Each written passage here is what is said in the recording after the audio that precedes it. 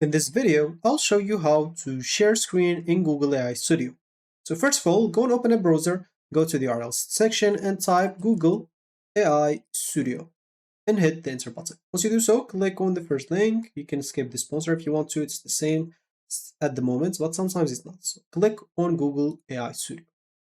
First of all, make sure that you're logged in into a Google AI account or basically a Google account. If you don't have one, just go and create one. It should be easy. So once you're here, so normally at this list panel, you should find a live option. Sometimes you may not find it and you'll have to go and look somewhere else. But to make it quick and you don't have to keep looking somewhere else, just go to the URL section, make sure that you're already logged in. So go to the URL and delete whatsafter.com as an example. Keep .com/, keep the slash and type live. Hit the enter button and you should find yourself right here.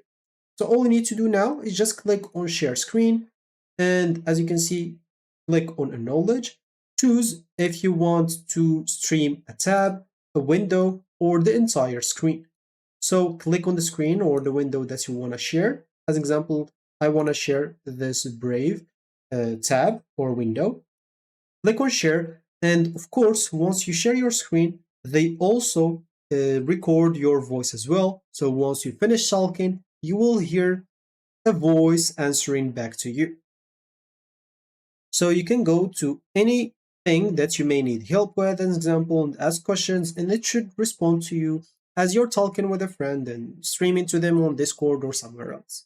Of course, if you're using your phone, it's maybe another approach, so you'll have to keep that in mind. So that should be it for me in this video. Thank you for watching and goodbye.